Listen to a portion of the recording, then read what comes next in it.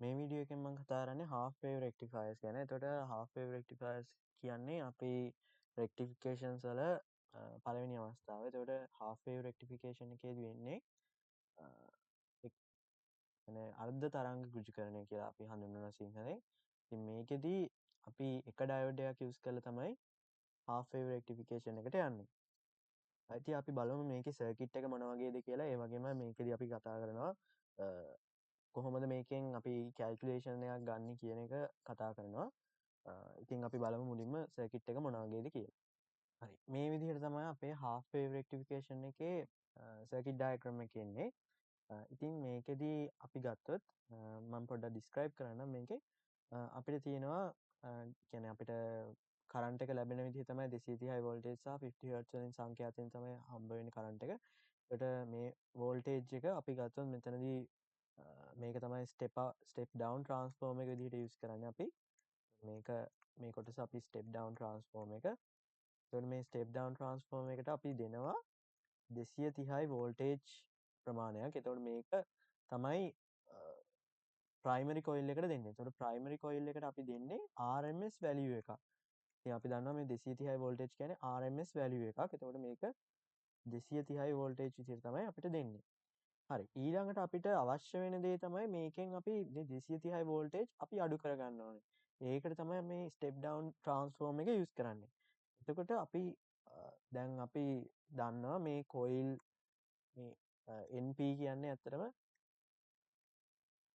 number of turns of primary coil. ඒ කියන්නේ primary coil එකේ තියෙන number of turns ගාන. ඒකට මෙතනදී ns කියන්නේ number of turns of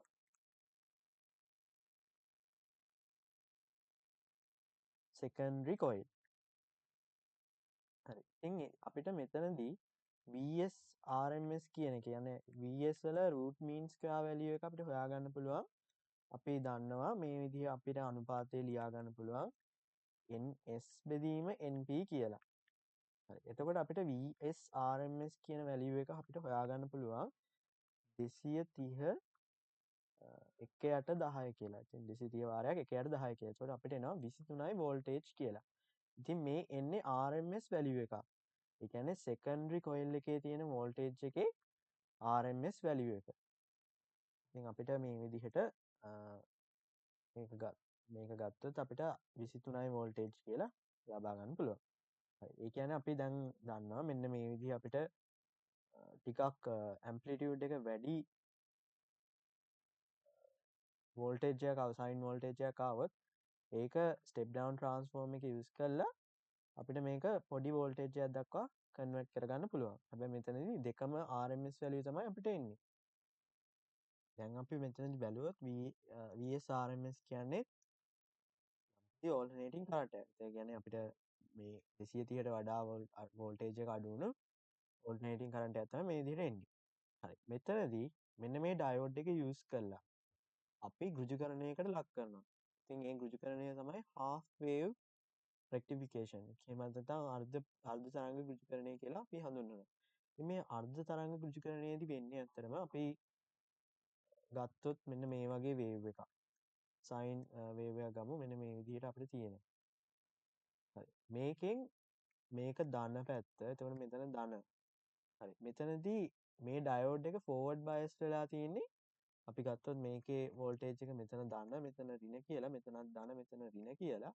එතකොට ධන පැත්තට තමයි මේකේ ඇනෝඩ් එක කියන්නේ ඩයෝඩ් එකේ ඇනෝඩ් එක කනෙක්ට් වෙලා තියෙන්නේ. එතකොට මේක ධන අවස්ථාවේදී විතරයි වෝල්ටේජ් එක ධන අවස්ථාවේදී විතරයි මේක forward bias වෙලා තියෙන්නේ. අනික් අවස්ථාවේදී මේක reverse bias වෙලා තියෙන්නේ. ඒ කියන්නේ අපි ගත්තොත් මේක ඍණදී මෙතන අපේ මේ ඍණ පැත්තේ තියෙන සිග්නල් එක. එතකොට ඍණ පැත්තේ තියෙන සිග්නල් එක එනකොට අපිට මේක reverse bias වෙලා තියෙන්නේ. එතකොට reverse bias වුණාම මෙතනින් කරන්ට් එකක් යන්නේ නැහැ. ඒක වෙනුවට ඉතින් අපිට ධන පැත්තෙන් යන කරන්ට් එක විතරයි සලකන්න වෙන්නේ. එතකොට ධන පැත්තෙන් යන කරන්ට් එක සැලකුවාම අපිට ඍජුකරණයකට ලක් වෙලා මෙන්න මේ වගේ වෝල්ටේජ් එකක් තමයි එන්නේ. මෙන්න මේ වගේ. ඒ කියන්නේ එකක් මේ විදිහට ඇවිල්ලා අනිත් එක හිස් ඉඩක්. ඒ කියන්නේ ඍණ ඍණ සයින් එක අපිට එන්නේ නැහැ. ඍණ සයින් එකේ අපිට කරන්ට් එකක් යන්නේ නැති හින්දා මේ විදිහට අපිට ගන්න පුළුවන්. මේ විදිහට ඍණ සයින් එකේ යන්නේ නැති හින්දා අපිට මේ විදිහට ලකුණු කරගන්න පුළුවන්. මේ වගේ වෝල්ටේජ් එකක් තමයි අපේ අවුට්පුට් එකට එන්නේ.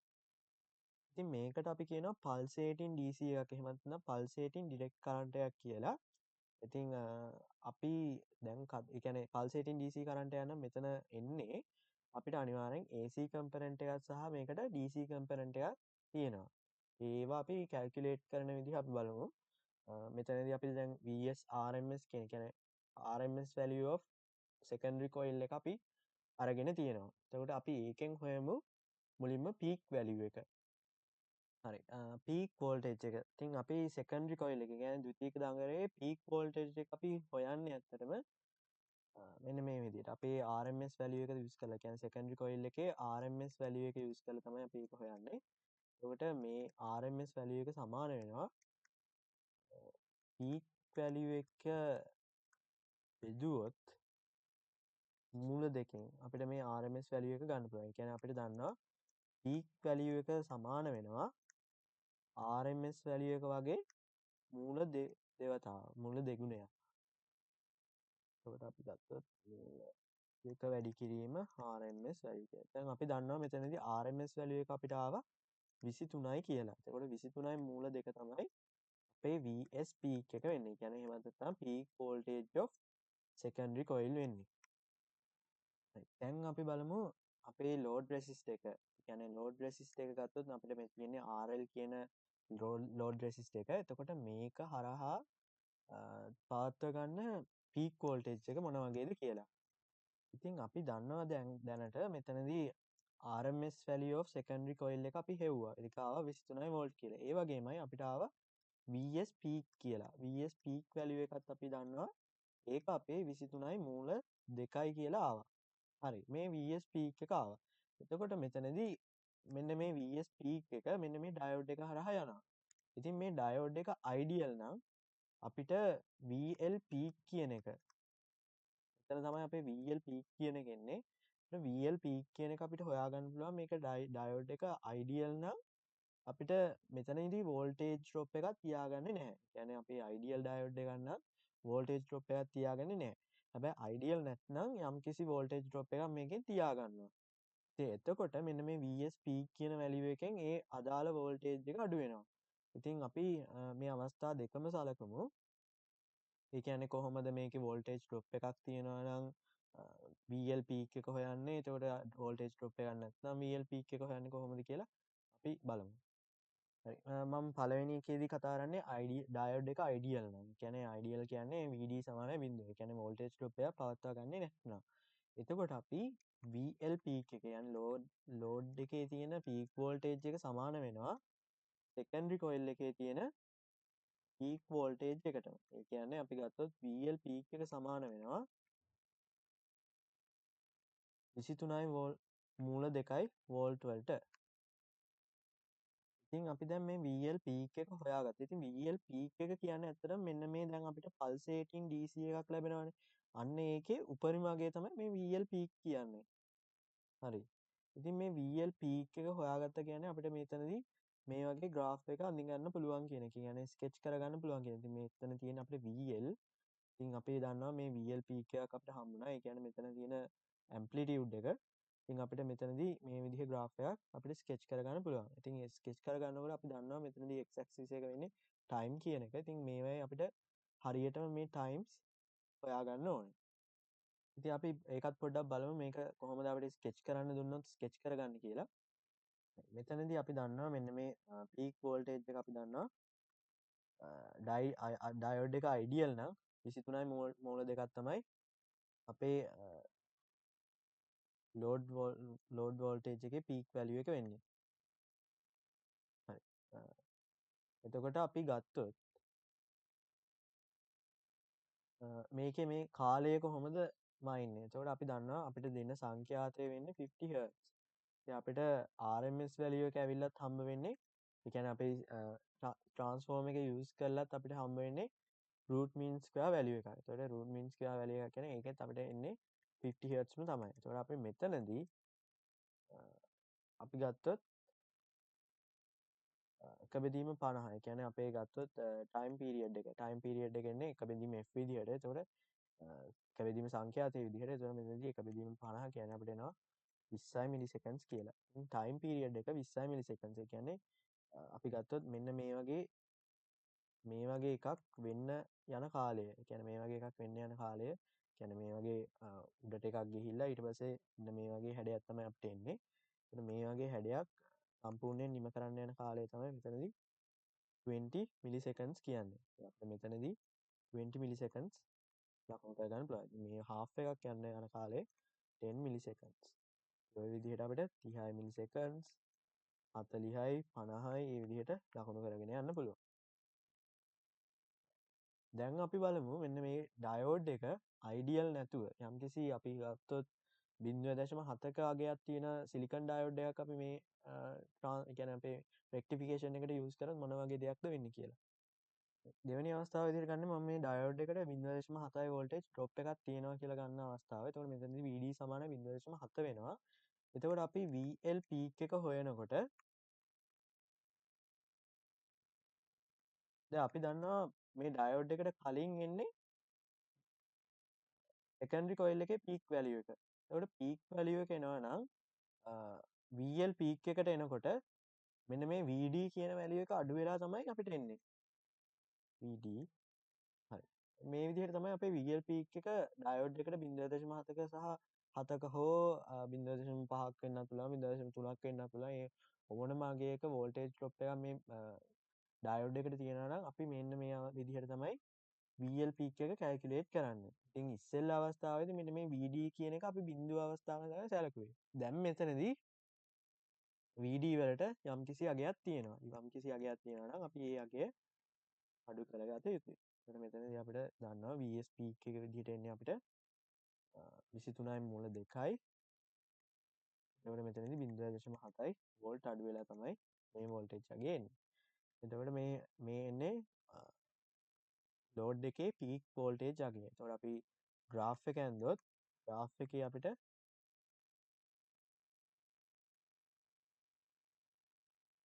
ඩයෝඩ් එකට වෝල්ටේජ් එකක් තියෙනවා නම් කලින්ට වඩා වෝල්ටේජ් එක අඩු වෙලා තමයි අපිට ලැබෙන්නේ.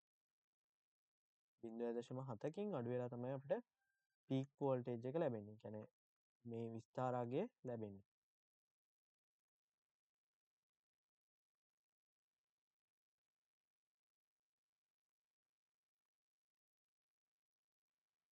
හරි ඉතින් මේ අවස්ථා දෙකේදීම බැලුවොත් අපිට ලෝඩ් වෝල්ටේජ් එකට එන්නේ පල්සේටින් DC එකක්. එහෙම නැත්නම් අපි ගත්තොත් එක දිශාවකට පවතින මෙන්න මේ වගේ කරන්ට් එකක් තමයි වෝල්ටේජ් එකක් තමයි අපිට ලැබෙන්නේ. හරි. ඉතින් මේක දිහා අපි කතා කරොත් අපිට AC කම්පොනන්ට් එක සහ DC කම්පොනන්ට් එක මේක හරහා පවතිනවා. එතකොට අපි ඒවා කැල්කියුලේට් කරගන්න දැනගන්න ඕනේ. ඒ කියන්නේ ඒවා ගණනය කරන්න දැනගන්න ඕනේ. කියන්නේ මේකේ දැන් අපිට පීක් අගයේදී ඒ කියන්නේ පීක් අගය අපි හොයාගත්තා. පීක් අගය හොයාගත්තා කියන්නේ අපිට අනිවාර්යෙන් මේකේ DC අගයයි AC කම්පොනන්ට් එකේ අගයයි හොයාගන්න පුළුවන් කියන එක තමයි මෙතනදී අදහස් කරන්නේ. හරි දැන් අපි බලමු අපිට අර ආපු පල්සේටිං වෝල්ටේජ් එකේ DC කම්පොනන්ට් එකේ වැලියු එක කොහොමද එන්නේ කියලා. ඉතින් අපි ඒක කැල්කියුලේට් කරන්න යූස් කරන ඉක්වේෂන් එක තමයි VLDC. කියන්නේ එහෙම නැත්නම් අපි කතා කරනවා කුළු අගය. ඉතින් කුළු අගය සමාන වෙනවා මෙන්න මේකේ VL peak බෙදීම 5. මම මේ සූත්‍ර එන විදිහ කතා කරන්න යන්නේ නැහැ. මේ විදිහට තමයි අපේ half wave rectifier එකේ කුළු අගය ගණනය කරගන්නේ.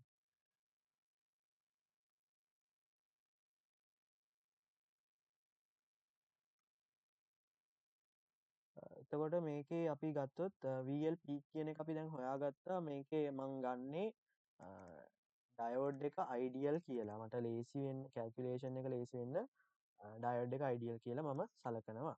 ඒ කියන්නේ අපිට VD සමානයි බිඳුව අවස්ථාව තමයි සලකන්නේ. ඒ කියන්නේ VL peak එක එනවා 23යි මූල 2 කියලා. ඒකට 23යි මූල 2 බෙදීම 5 විදිහට තමයි මගේ කුළු අගය එන්නේ. එහෙම නැත්නම් VL DC කම්පොනන්ට් එක එන්නේ. හරි. මේ විදිහට මට DC වැලියු එක හොයාගන්න පුළුවන්. ඊළඟට අපි බලමු මේකේ කොහොමද AC කම්පොනන්ට් එක හොයාගන්නේ කියලා.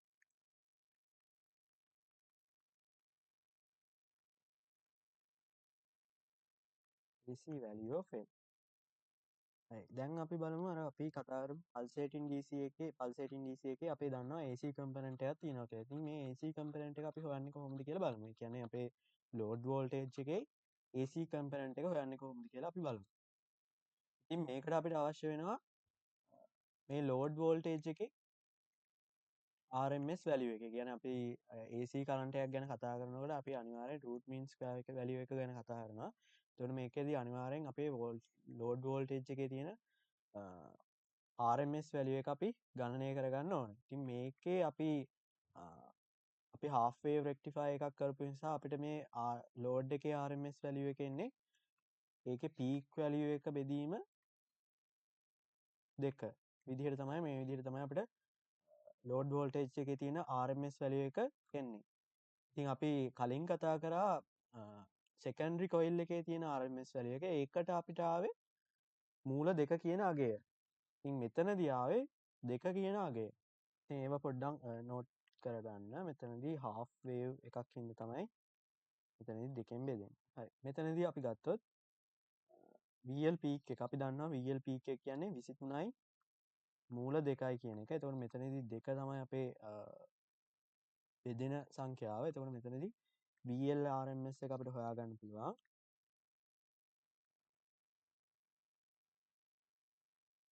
23යි මූල 2 බෙදීම 2 හැටියට. මම මේක සුළු කරන්න යන්නේ නැහැ. මෙතනදී මම මේ අගයම තියනවා. ඊට පස්සේ අපිට අවශ්‍ය වෙන දේ තමයි ඒක එතකොට මේ සමීකරණයත් අපි මතක තියාගන්න ඕන half wave rectifier එකේ RMS value එක හොයන්නේ මේ විදිහට. හරි. ඊළඟට අපිට මෙන්න මේ RMS value එක ඇයි අපි හෙව්වේ? ඉතින් ඒ RMS value එක අපි හොයාගන්නේ අතරම මෙන්න මේ equation එකට යොදා ගන්න. RMS value එකේ වර්ගය සමාන වෙනවා AC component එකේ වර්ගය සහ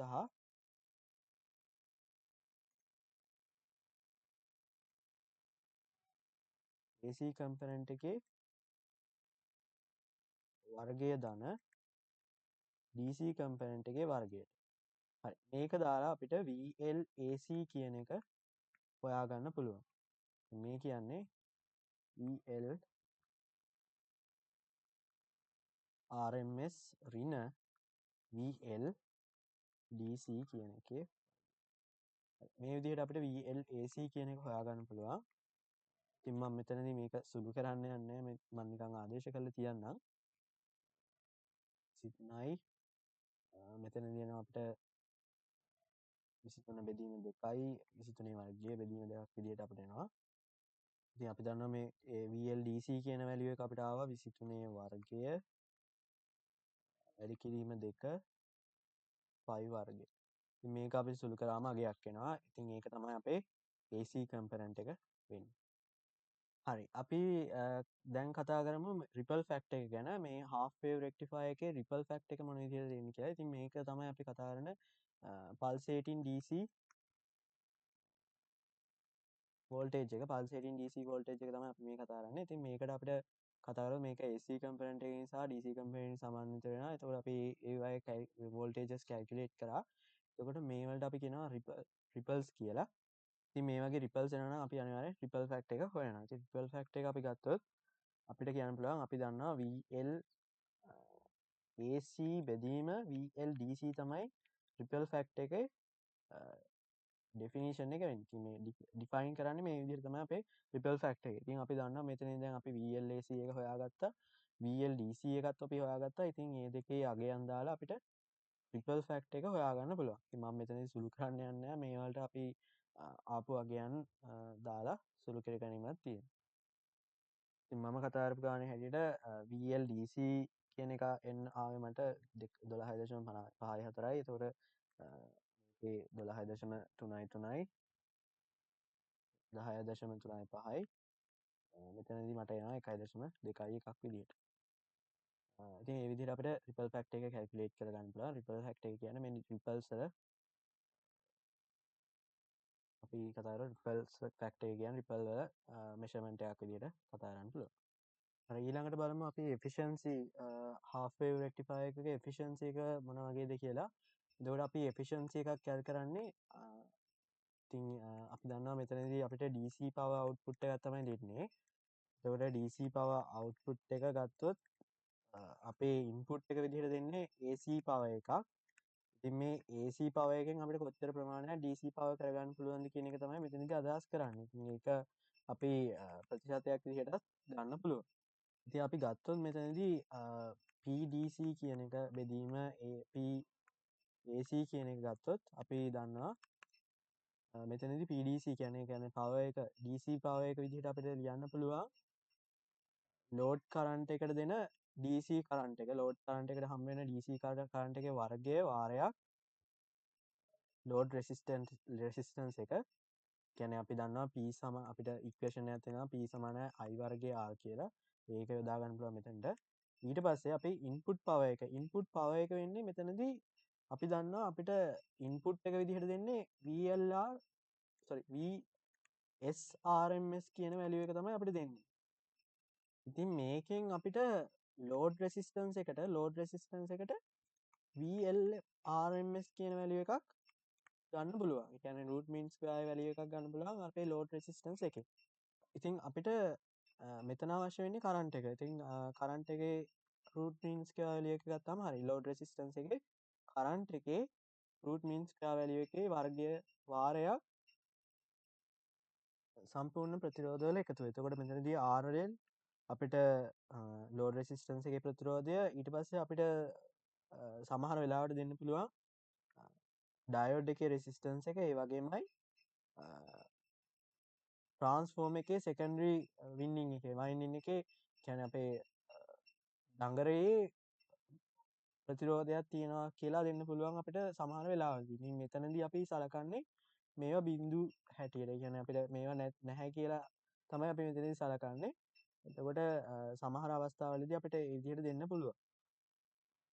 ඉතින් මෙතනදී මම මෙන්න මේ දෙක බිඳුවයි කියලා අරගෙන මට හදාගන්න පුළුවන් මේ ඉක්වේෂන් එක. එතකොට නැත්නම් අපිට කැමති නම් මේක තියෙනවා කියලා අරගෙනත් හදන්න පුළුවන්.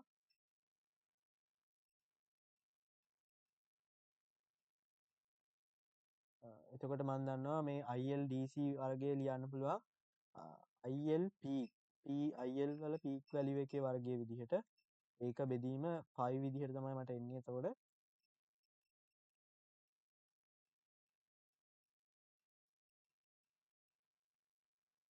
RMS වැලියු එක මට ලියන්න පුළුවන් IL පීක් වල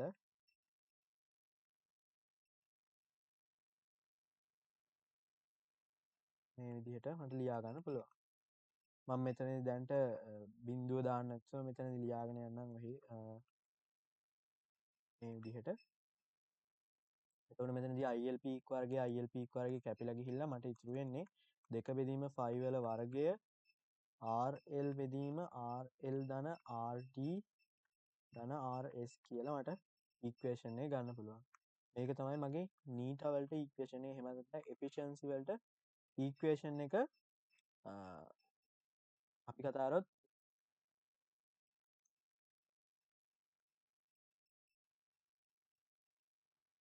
half wave rectifier එක එෆිෂියන්සි එක තමයි මේ ඉක්වේෂන් එකෙන් ලබා දෙන්නේ. මේකෙදී අපි මේ සිම්පල් RD කියන්නේ ඩයෝඩ් එකේ රෙසිස්ටන්ස් එක, කැපිටල් RS කියන්නේ ට්‍රාන්ස්ෆෝර්ම් එකේ සෙකන්ඩරි වයින්ඩින් එකේ රෙසිස්ටන්ස් එක. මේක සමහර වෙලාවට අපිට නිග්ලෙක්ට් කරන්න කියලා කියනවා. සමහර වෙලාවට නිග්ලෙක්ට් කරන්න කියන්නේ නැහැ. එතකොට ඒකෙදී අපිට සමහර වෙලාවට වැලියු එක දීලා අපිට මේවා කැල්කියුලේට් කරන්න වෙනවා. ඊළඟට අපි කතා කරන කැරක්ටරිස්ටික් එක තමයි පීක් ඉන්වර්ස් වැලියු කියන එක. ඉතින් පීක් ඉන්වර්ස් වැලියු එක මේ half wave rectifier එකකට අපේ අපි ගත්තොත් VS පීක් එකට සමාන වෙනවා. ඉතින් ඒ කියන්නේ 23.2ට සමාන වෙනවා. මේ පීක් ඉන්වර්ස් වැලියු එක අපේ half wave rectifier එකේ.